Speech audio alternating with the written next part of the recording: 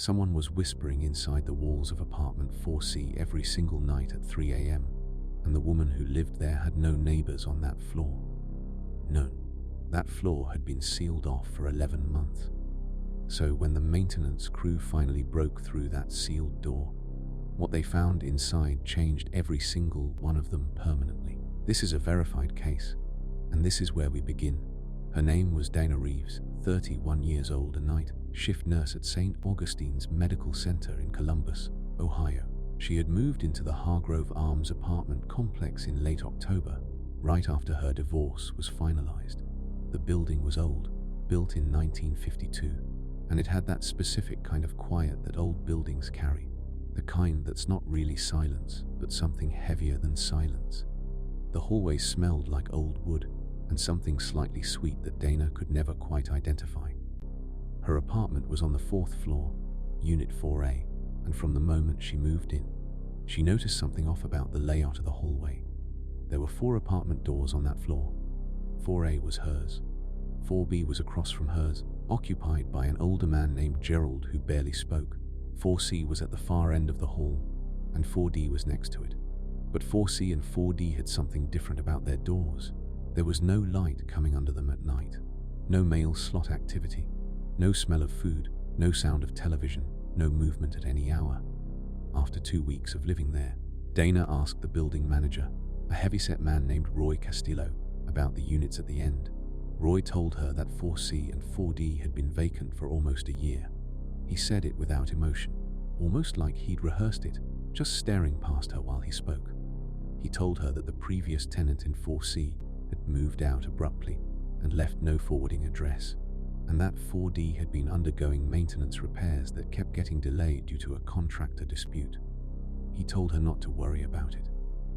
Dana accepted that. She was tired from the move, tired from the divorce, tired from everything, and she didn't have the energy to push. The first time she heard the whispering was on November 8th. She remembered the date, because it was the night she'd gotten home from a particularly difficult shift. A 12-hour stretch in the cardiac unit where they'd lost 2 patients. She had showered, changed into her sleep clothes, and collapsed into bed by 2:15 in the morning. She was on the edge of sleep, that shallow grey zone right before unconsciousness takes over, when she heard it. It was coming from the wall to her left, the wall her bed was against. The wall that, on the other side, was apartment 4C. She described it later, in her written account submitted to the Columbus Housing Authority, as sounding like someone speaking in a very low voice, almost directly into the wall itself, as if pressing their mouth against the plaster. She couldn't make out words at first. It had a rhythm to it, almost like a prayer or an incantation, but in a voice so low and so close to the wall that the sound was more texture than language. She sat up in bed. She listened. It went on for approximately 4 minutes, and then it stopped completely. Dana told herself it was the pipes. Old buildings have noisy pipes. She told herself it was sound traveling from the street below, from a car radio or a drunk person walking home. She told herself there was a rational explanation and went back to sleep, but the same sound woke her up the following night at almost exactly the same time. 3 in the morning, give or take 10 minutes. Low, constant, rhythmic whispering from the wall beside her bed. She knocked on the wall. The whispering stopped immediately, not gradually, immediately, like someone had hit a switch. That's the detail that scared her. A pipe knocking around or street. Noise doesn't stop the second you knock on a wall. She lay in the dark for 2 hours after that, listening to nothing. The rest of the night was completely silent. She mentioned it to Gerald in the hallway the next morning, sort of casually, not wanting to sound alarmed. Gerald was maybe 70 years old, retired, hard of hearing in his left ear. He squinted at her when she described the sound, and then said something that stuck with her for a long time. He said, quietly, that he'd been hearing it too, on and off, for about 3 months. He chalked it up to the building settling. But he said there was one night where it had been loud enough to wake him from a deep sleep, and that night he'd gone into his bathroom, because it seemed loudest near the bathroom wall, and he'd pressed his ear to the tile, and he'd had the absolutely certain sensation that whatever was making that sound was only inches away on the other side. He told her not to worry about it, but his eyes told her the opposite. That evening, Dana went to Roy Castillo again. She was more direct this time. She told him she'd been hearing sounds from 4C at night and wanted to know if maybe someone had moved in without her being told. Roy looked at her with that same flat expression and said, no, the unit was still vacant, had been for almost a year, and he could assure her there was no one in there. When Dana asked if she could see the unit herself, Roy's answer came a little too fast. He said the unit was under a maintenance hold and that no one was permitted inside, including himself, until the inspection was completed. Dana asked when the inspection was scheduled. Roy said he didn't know. She filed her first formal noise complaint with the building's management company that same evening, online through their tenant portal.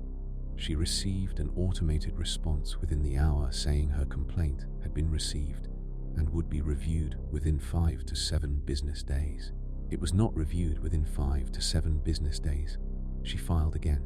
She got the same automated response. Meanwhile, the whispering continued. Every night, always starting somewhere between 2:50 and 3:10 in the morning. Always from the wall beside her bed. Always in that same low, pressing, rhythmic cadence that she still couldn't quite resolve into words. She started sleeping with her bedroom light on, which helped exactly nothing because the sound didn't care about light. She tried earplugs. The whispering seemed to bypass the earplugs and arrive directly inside her skull. She moved her bed to the opposite wall of her bedroom, as far from the shared wall with 4C as possible. The whispering was quieter, but it was still there, and somehow the distance made it worse, because now it felt like it was reaching for her across the room, rather than just pressing against her through the wall. She started recording. She set her phone on the nightstand with the voice memo app open and running every night from 2 a.m. onward. On the third night of recording, she caught it. She lay in the dark listening to the live sound, while knowing that her phone was also catching it, and in the morning she put her headphones in and listened back at maximum volume, and she could finally, for the first time, make out something that might have been a word. It sounded, at certain moments, like the word here, repeated at slow, irregular intervals, just that one word, breathy and close and low. Here, here, here. Dana was not a woman who panicked easily. 14 years of nursing, including 3 years in a trauma unit, had given her a clinical detachment that most people take decades to develop. But sitting in her kitchen at 7 in the morning, listening to that recording, she felt something she hadn't felt since she was a child, a cold, sourceless terror that had no clear object and no clear solution. She sent the recording to her sister, who listened to it and called her back within 2 minutes and told her to move out immediately. Instead, Dana called the police non-emergency line. She explained the situation. The dispatcher was polite, but not particularly interested. She explained that she believed someone might be inside a unit that was supposed to be sealed and vacant. The dispatcher told her that if she felt unsafe, she could call 911, but that a noise from a neighboring unit was generally a civil matter and she might want to speak with her landlord. Dana explained that she had spoken with her landlord repeatedly and that she had recordings. The dispatcher told her she could file a report in person at the district station if she wanted to create a record. She did file a report. The officer who took her statement, a young woman named Officer Priyananda, listened carefully and looked at the recording on Dana's phone and said she'd see what she could do. She called the building management company. The management company told Officer Nanda that the unit was sealed for maintenance and that there was no cause for concern. Officer Nanda noted in her report that the complainant appeared credible and that the recording contained what sounded like human vocalization emanating from a wall surface, but that the matter appeared to be a landlord-tenant dispute outside the immediate jurisdiction of a criminal welfare check. That should have been the end of it, except for what happened on November 29th. That night, Dana came home from work at 11:30 in the evening. She unlocked her apartment, went to her kitchen, poured herself a glass of water, and noticed something she hadn't noticed before. There was a smell in her apartment, a very faint smell that hadn't been there when she left for work that morning. It was organic and slightly sweet, and somewhat chemical all at the same time, and it reminded her, with a lurch of professional recognition, of something she had encountered at work on rare and terrible occasions. It reminded her of decomposition. She stood in her kitchen for a full minute, just breathing that smell in and out and trying to tell herself she was wrong. She walked through her apartment, checking for any possible source. She checked under the sink. She checked her garbage. She checked behind the refrigerator. She found nothing. The smell was faintest near her front door and strongest near the bedroom wall, the wall beside where her bed used to be, the wall she shared with apartment 4C. She called 911 at 11:47 that night. She told the dispatcher exactly what she'd told herself she wouldn't say, but that she now felt she had no choice but to say. She believed there was a dead body in the apartment next to hers. The response was faster than she expected. 2 officers arrived within 12 minutes. They knocked on the door of 4C. No answer. They could detect nothing from the hallway except a very faint odor when they crouched low near the door threshold. They contacted their watch commander. The watch commander authorized a welfare check entry. Roy Castillo, reached by phone at nearly midnight, was instructed to provide access to the unit. Roy arrived 20 minutes later. He was pale in a way that Dana noticed immediately. Not the pale of someone woken from sleep, but the pale of someone who has been dreading a specific phone call for a very long time and has just received it. His hands shook slightly as he fumbled for the key. The door to 4C had a standard deadbolt and a secondary padlock on a hasp that had been bolted into the door frame. Roy had keys to both. The padlock made a sound when it opened that Dana said she could not forget. A low, heavy metallic thunk that seemed louder than it should have been in the quiet hallway. The officers went in first. Dana was told to stay in the hallway. She stayed in the hallway. She watched Roy stand absolutely motionless a few feet from the door, his back to her, his shoulders rigid as if he was bracing for impact. She could hear the officers moving around inside the apartment, calling out, "Police, anyone here?" in that loud, flat, procedural voice they use. She could smell even from the hallway, the smell intensifying with the door open. One of the officers came back to the door quickly and told Roy to call the number he had for his building maintenance contact immediately. When Dana asked what was inside, the officer told her she needed to stay calm and that everything was going to be handled. That was not an answer. She knew that. She asked again. The officer lowered his voice and said that the unit appeared to have been occupied for some time and that there was someone inside who needed immediate medical attention. The paramedics arrived 9 minutes later. They moved fast, and what they brought out of apartment 4C on a gurney, sealed under a thermal blanket, was a living person, a man. Later reports and subsequent news coverage, local Columbus outlet WBNS 10 TV was first to cover the story, confirmed that the man found inside apartment 4C was 37 years old and had been living in the sealed, padlocked unit for approximately 4 months. He had not left the unit in all that time.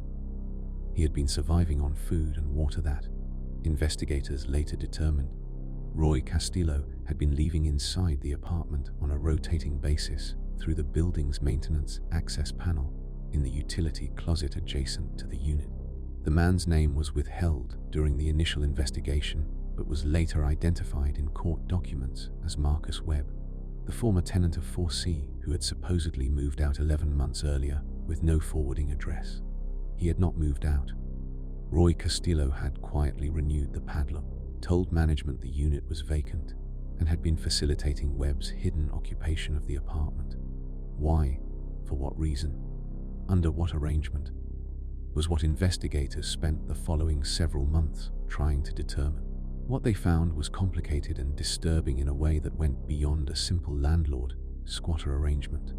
Marcus Webb, it turned out, had a documented history of severe paranoid delusional disorder that had gone largely untreated for years. He had, at some point prior to his apparent departure, formed a belief system around the apartment building itself, specifically around apartment 4A, the unit directly adjacent to his, that he believed was connected to him in some metaphysical way he had written about extensively in the journals found inside his apartment. Dozens of journals stacked floor to ceiling on one wall, all filled with dense, fine handwriting that investigators described as alternately lucid and completely disconnected from coherent thought. The whispering that Dana had heard through the wall, the recording she'd made, the sound she'd described to the police, was real. It was Marcus Webb pressing his mouth against the plaster wall of his apartment and speaking, in a very low voice, toward what he believed was the metaphysical connection point between his space and the space next door. The word that Dana had thought she heard, the word that sounded like air. Forensic audio analysis of her recording confirmed that word was present, repeated at irregular intervals, across all the recordings she had made. What the analysis also confirmed, in a detail that received very little coverage in the initial reporting, was that the full phrase was not just air. The full phrase, audible only at extreme amplification and slowed to 1/4 speed, was "I am still here and you cannot hear me." Marcus Webb recovered physically after hospitalization and treatment. Roy Castillo was charged with facilitating unlawful occupation and violation of tenant safety codes, among several other charges. Dana Reeves moved out of the Hargrove Arms the same week the story broke. She gave an interview to a local journalist in which she said, very quietly and very carefully, that the thing that stayed with her was not the fear she had felt at the time, but the feeling she had later, after learning what Marcus Webb had been writing in those journals. Because in those journals, in the entries written during the months he had been hidden in the wall, he had written about hearing Dana moving around her apartment, hearing her shower run, hearing her alarm go off in the morning, hearing her cry on the nights she couldn't sleep. He had written about all of it with the intimate detail of someone who had been listening very, very carefully for a very, very long time. She had not been alone in that apartment for a single night, not once. There is a specific kind of silence that follows a story like that. A silence that isn't peaceful. A silence that makes you think about every wall you've ever slept beside, every sound you've ever explained away in the dark, every moment of quiet that you assumed meant you were safe. Hold on to that silence for just a moment, because the next case takes that feeling and pushes it somewhere even darker. This one comes out of a small town called Harlow Creek, Tennessee, a community of about 300 people set in a narrow valley between two ridges, the kind of place where everyone knows everyone and where that familiarity is usually comforting, until it becomes something else entirely. The family at the center of this case is the Aldridge family, Tom and Karen Aldridge, married 22 years, and their teenage son Ali, who was 16 at the time the events began. They lived in a 2-story farmhouse on the outskirts of Harlow Creek, a house that Tom's grandparents had built in the 1940s, a house that had been in the family long enough that its particular sounds and rhythms were as familiar to Tom as his own heartbeat, or so he thought. The first indication that something was wrong came in the form of a question. Ely came down to breakfast one Saturday morning in early February and asked his father, casually, between bites of cereal, who the woman was that he'd seen standing in the backyard the night before. Tom set down his coffee cup and asked Eli what he was talking about.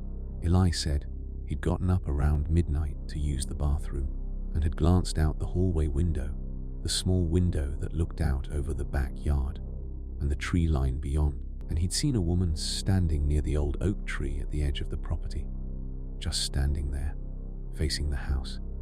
Tom asked how long Eli had watched. Eli shrugged and said maybe a minute. He'd figured it was a neighbor or something and gone back to bed.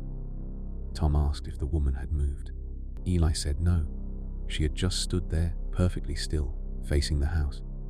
Tom didn't say this to Eli, but the detail that disturbed him, the one that sat at the back of his skull all through breakfast and into the rest of that Saturday, was the location.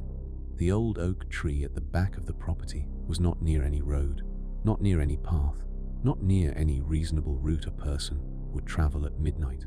To reach that oak tree, you would have to either come through the Aldridge's property from the front, which meant walking past the house, or you would have to come through the woods from behind, and the woods behind the Aldridge property were dense enough and dark enough that no one wandered through them at night without a specific reason.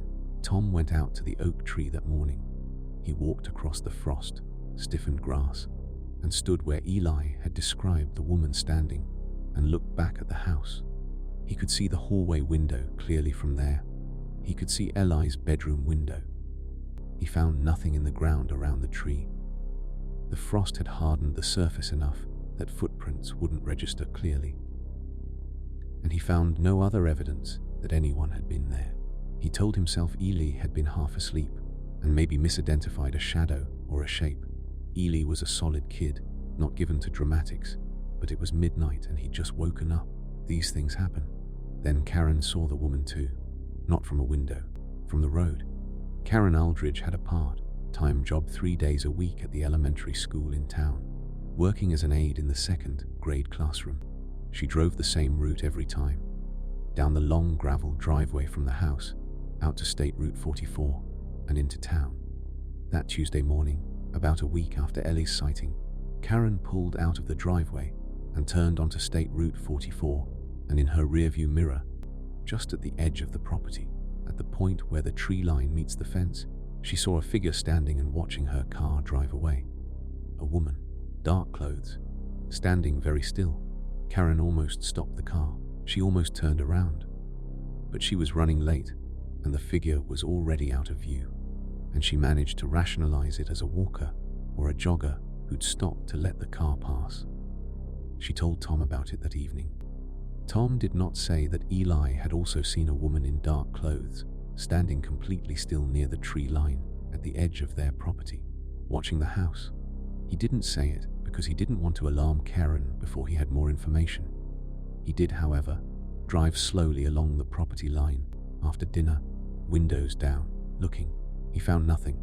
He installed a trail camera on the old oak tree that weekend, the kind deer hunters use. Motion-activated, infrared, timestamps on the images. He positioned it facing the house. He didn't tell Karen or Eli he'd done it. He went back to it 4 days later and pulled the memory card. There were 112 photographs on that card, taken over 4 nights. The vast majority were triggered by a raccoon that had been wandering the property from roughly 11 p.m. onward each night.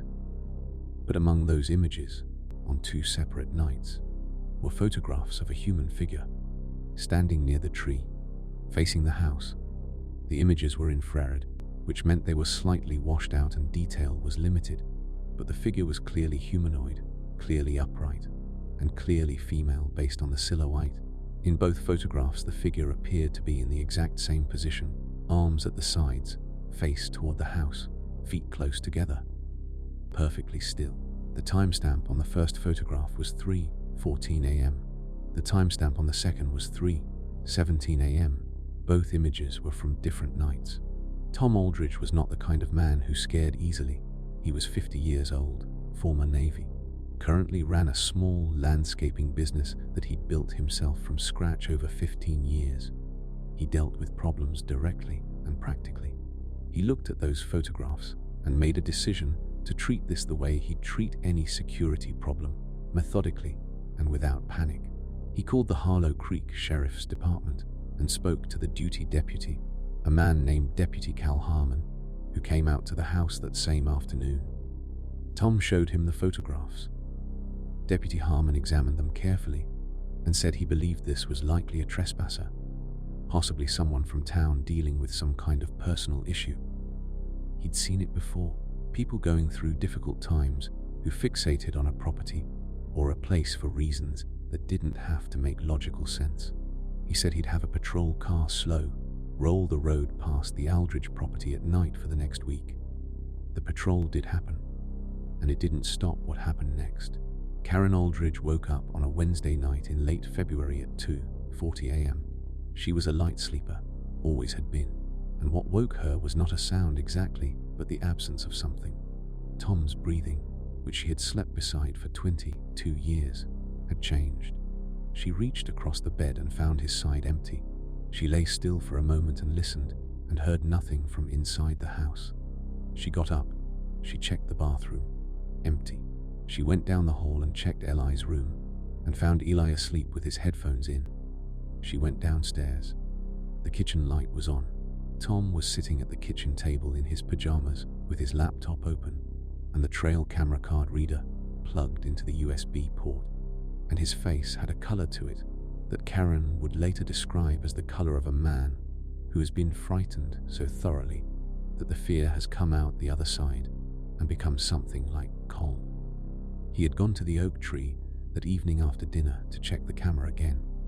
He had pulled the card and was looking through it now. He showed Karen without saying a word.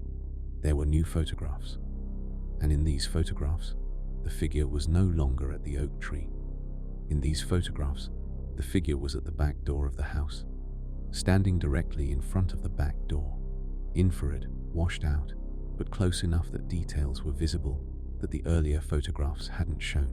The figure was a woman in her late 30s or early 40s, in dark clothing, with dark hair loose around her face. Her arms were at her sides.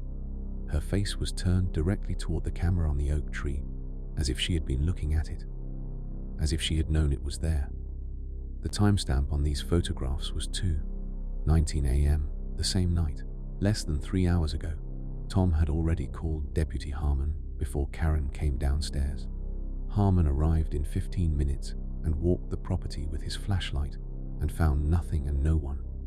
But at the back door, on the concrete step, he found what he noted in his report as an impression, roughly the size and shape of 2 feet placed close together, pressed into a thin layer of damp soil that had blown off Karen's garden bed onto the step. 2-foot impressions, no trail leading to them, no trail leading away from them, as if whatever had made them had arrived and departed without walking anywhere else.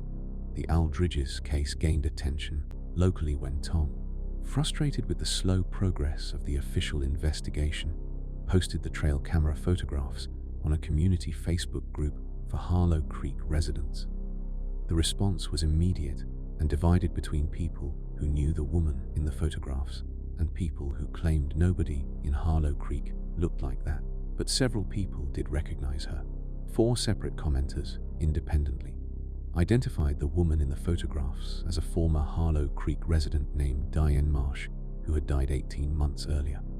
Now, before this story goes where you're already afraid it's going, there is a documented, rational explanation that investigators eventually pieced together, and it matters both because it's true and because it's in some ways more disturbing than the alternative. Diane Marsh had not died. What had died was her marriage, her life in Harlow Creek, and her participation in the community she'd lived in for 36 years. She had suffered a severe depressive breakdown following the discovery that her husband had been having a long-running affair, and in the aftermath of her divorce, she had essentially disappeared from her own life, sold her house, stopped contact with most of her friends and family, and relocated to a rental property just outside the county, roughly 12 miles from Harlow Creek. The community, assuming and later incorrectly confirming that she had died. A rumor that apparently started with a misheard piece of information at a church social, had been operating for 18 months under the false belief that she was gone. Diane Marsh was very much alive, and Diane Marsh, during her darkest period of depression and breakdown, had developed a fixation on the Aldridge farmhouse. Not on the Aldridges themselves, but on the house, which had been the site of a significant and happy memory from her own childhood. A birthday party she had attended at age 9 when the house had belonged to Tom's grandparents and the families had been close. In her fractured, depressive state, she had begun visiting the property at night as a form of self-soothing, standing at the edge of the property, looking at the house, trying to reconnect with a version of herself that felt safe and whole. She had no awareness, or had suppressed all awareness, that the property was privately occupied and that her nighttime visits were terrifying the people inside. The back door incident, the footprints with no trail, had a simple explanation. She had approached through the garden bed, which was covered in mulch and bark that didn't show impressions, stepped onto the concrete step, and retreated the same way. The camera's motion trigger had caught her on the step, but not on the mulch approach. Diane Marsh was located by Deputy Harmon 3 days after the Facebook post. She was found in her rental house, in a severe depressive episode, malnourished, and not fully aware of the consequences of what she had been doing. She was hospitalized and placed under psychiatric care. No criminal charges were filed, though a civil no-contact order was put in place for the Aldridge property. She responded well to treatment, and according to the Harlow Creek Community Facebook group, which continued tracking the story in updates over the following year, was eventually able to rebuild contact with some of her family. Tom Aldridge gave one interview after the resolution of the case. He was asked by a local reporter how he felt now that there was a clear, human explanation for everything that had happened. Tom was quiet for a moment before he answered. He said he was relieved. He said he felt compassion for Diane Marsh and hoped she would recover fully. And then he said something that the reporter almost didn't include in the article, but ultimately did, because it was too honest to leave out. He said that the explanation helped him during the day, but that at night, lying in bed, knowing the rational truth of what had happened, there was still a part of him that remembered those infrared photographs. The stillness of the figure, the directness of her gaze at the camera. She shouldn't have known was there. The footprints that seemed to have appeared from nowhere. He said that his brain, in the dark and in the quiet, could not fully make those images rational no matter how many times he ran the logic through it. He said that some images just stay in you permanently, and that the best you can do is learn to carry them. That's what these cases do to you. They leave something behind. Not always fear exactly. Sometimes something quieter than fear. Something that makes you stop and listen a little harder to the sounds your house makes at night, or to the silence in the space beside the wall of your bedroom, or to whatever question is sitting in the back of your mind right now about the dark space just outside the edge of your peripheral vision. Pay attention to that question, because the final case in this collection starts with exactly that kind of quiet moment, and ends somewhere that even the investigators involved have said they are still not entirely at peace with. This case was documented in a series of law enforcement reports, a tenant advocacy complaint filing, and a subsequent environmental health investigation in the city of Portland, Oregon. The subject is a man named James Calloway, 44, a freelance graphic designer who lived alone in a ground floor apartment in the Cedarwood Terrace complex in northeast Portland. James had rented the apartment for 6 years and knew it in the specific, intimate way that people come to know a space they have lived in long enough. Every creak of the floor, every draft from the front window in winter, every quirk of the radiator heat, every sound the building made in the rain. James was someone who paid attention. He was methodical. He kept notes, not in a journal exactly, more in a series of voice memos he recorded on his phone most evenings. Quick stream of consciousness recordings about the day's work and the things on his mind, a habit he'd developed years earlier as a way of managing the creative isolation of working from home alone. 6 years of voice memos. Thousands of them. This becomes important. It started for James not with a sound, but with an object. A small object out of place that he noticed on a Tuesday afternoon in March. He had been working at his desk since early morning, in deep focus the way freelancers get when a project has their full attention, and he had not left his apartment or had any visitors. At around 3 in the afternoon, he got up to stretch and walked to the kitchen and noticed, on the kitchen counter, a small mason jar that he did not own and did not recognize. It was empty, clean, no label. It was positioned in the center of the counter next to his dish rack. His dish rack held his actual mason jars. He used them as glasses, and this one was not from his collection.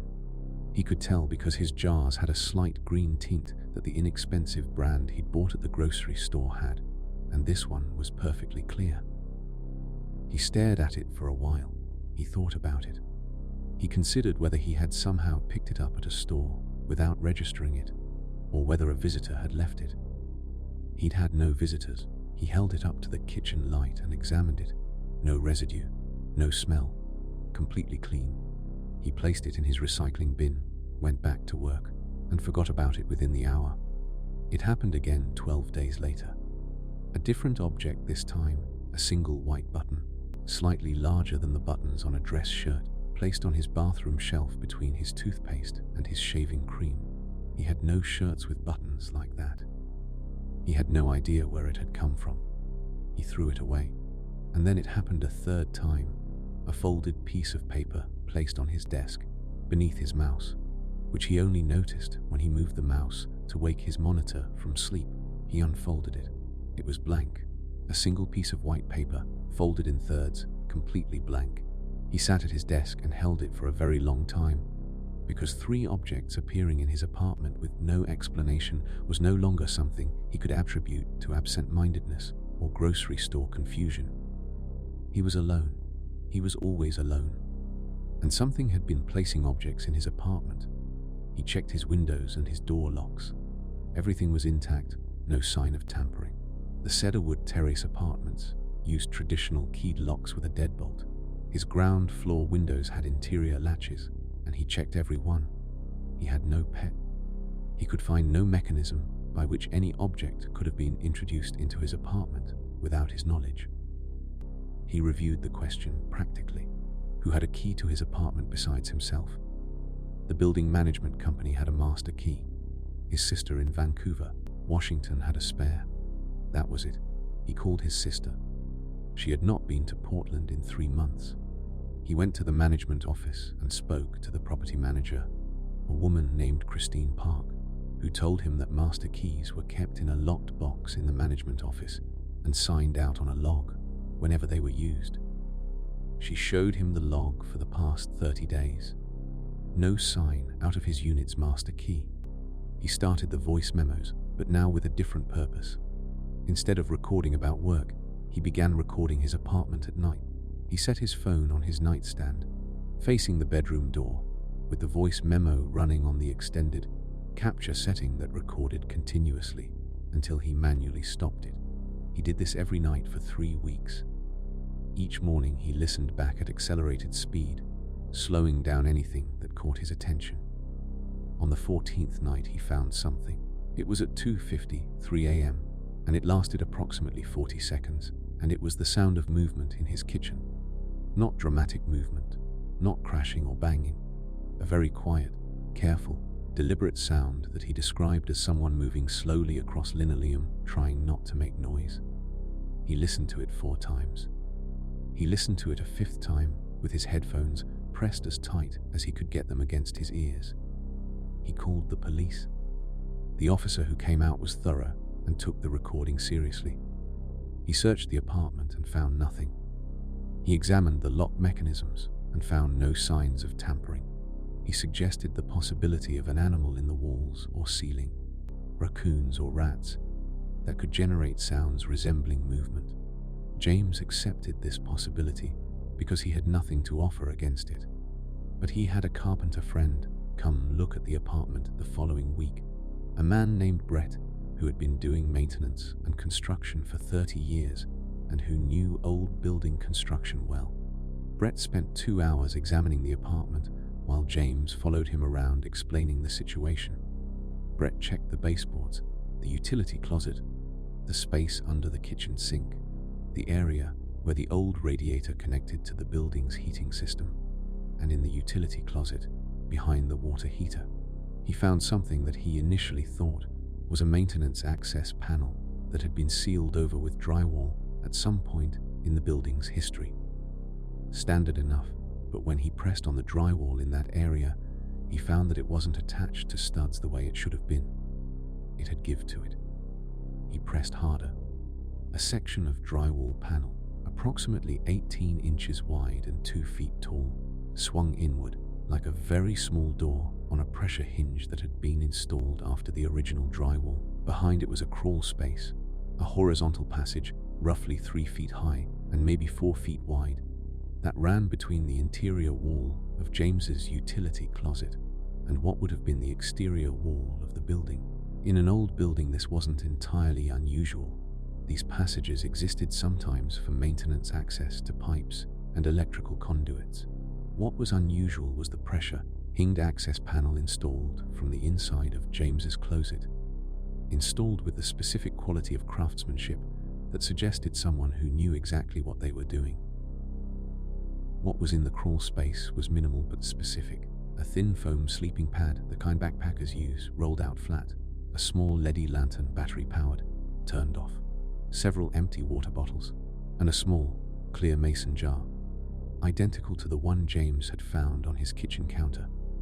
James Calloway had not moved out of his apartment because someone else had essentially moved in. Not into his apartment exactly, but into the space between the walls of his apartment, in a crawl space that connected, as a more extensive inspection later confirmed, to 2 adjacent utility spaces in the building, one of which had a separate exterior access through a maintenance hatch on the side of the building that faced the alley. The person who had been using that crawl space was never definitively identified. The investigation found fingerprints that were run through multiple databases without a match. The LED lantern, the sleeping pad, and the water bottles were processed for DNA, but produced a sample that, as of the last public update on the case, had not been matched to any entry in the available criminal DNA databases. What the investigation did establish, from the physical evidence in the crawl space, was that it had been in regular use for a substantial period of time. The sleeping pad had wear impressions consistent with extended regular use.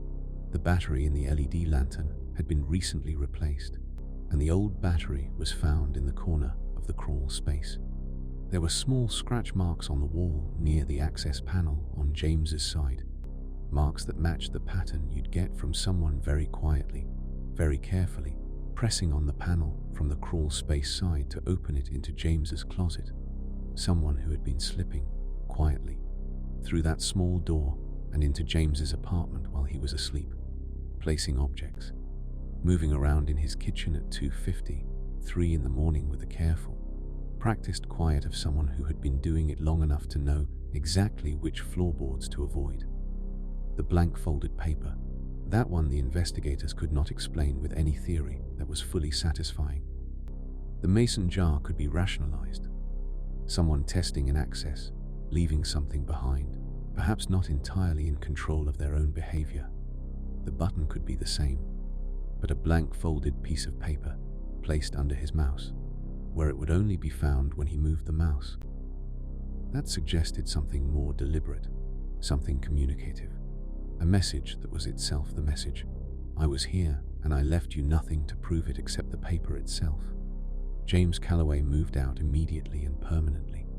The crawl space was sealed by the building, and Christine Park's management company faced a significant civil liability claim around the failure to discover and secure the unauthorized access passage. James's case was written up by a Portland-based true crime journalist who titled the piece "The Space Between Walls," and the article circulated widely in forums dedicated to apartment safety and tenant rights. The case produced 3 practical outcomes that are worth knowing. First, many tenant advocacy groups began recommending that renters, especially those in older buildings, request a full structural inspection of any utility spaces or closets before signing a lease. Second, the Portland Housing Authority amended its inspection protocols to include examination of utility crawl spaces in all buildings constructed before 1970. Third, a home security company released a press statement within weeks of the article's publication, announcing a new product specifically designed to detect motion inside wall cavities, which is either a comforting response to a real problem or the most opportunistic use of a nightmare for profit, depending on your perspective. For James Calloway, none of that was particularly comforting. He gave a single interview, filmed in the kitchen of his new apartment on the other side of the city, and when asked how he was doing, he said something simple: He said he was fine. He said he was taking things one day at a time. He said the hardest part wasn't the fear. He'd dealt with the fear. The hardest part was the 6 years of voice memos that he now couldn't bring himself to listen to, any of them, from any period of his 6 years in that apartment, because he no longer knew what he might find in the background of any given recording from any given night. He said he'd tried once, going back to an old one from 2 years before the discovery of the crawl space, a mundane recording about a design project he was working on, and partway through it, under his own voice talking about color palettes, there was a sound, barely audible, a sound that could have been the building settling, that he had, at the time, never noticed, that, listening back now with everything he knew, he could not unhear as the careful, quiet sound of someone moving very slowly through his kitchen in the dark. He closed the app and hasn't opened it since. The 6 years of recordings sit on a backup drive in his closet, and he says he knows he will probably never listen to any of them again, and that he is at peace with that choice, and that some things you do not need to verify to know they are true. And that is where we leave him, with the knowledge that there are spaces inside the structures we live inside that we will never fully map, that there are sounds in the recordings of our own lives that we may never be brave enough to revisit, that the quiet of a house at 3 in the morning is not always the quiet of a house that is empty. So here's what I want to know from you. All 3 of these cases are real. All 3 of them are documented. And all 3 of them sit in that space between the explainable and the thing you feel in your chest at 2 a.m. when the apartment is quiet and you are trying very hard to believe that quiet means safe. Which one disturbed you the most? Was it Dana's case, the man in the sealed apartment, the word he was whispering through the wall for months while she slept? Was it the Aldridges, the still figure at the tree line, the footprints that led nowhere, the moment Tom looked at those photographs and couldn't make them rational no matter how hard he tried? Or was it James, the crawl space, the sleeping pad, the blank folded paper under the mouse, the recordings he will never listen to again? Drop it in the comments. Tell me which case got inside you. Tell me what you heard in the middle of it that made you want to look over your shoulder. I read every comment, and I want to hear your answer. And if you've got someone in your life, a friend, a roommate, a family member who stays up late and loves the kind of story that stays with them, share this one with them. Send it. Drop the link. Because the best company for this kind of content is the kind you watch it with, even if watching it together means neither one of you sleeps easily tonight. The Lunar Lore channel is here for exactly that. Stay with us. There is always more.